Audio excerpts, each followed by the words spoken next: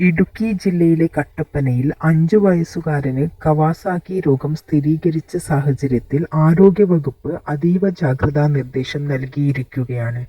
കുട്ടികളിലെ രക്തക്കുഴലുകളെ ബാധിക്കുന്ന ഗുരുതരമായ ഈ രോഗം നേരത്തെ തിരിച്ചറിഞ്ഞില്ലെങ്കിൽ ഹൃദയത്തെ വരെ ബാധിക്കാൻ സാധ്യതയുള്ള ഒന്നാണ്.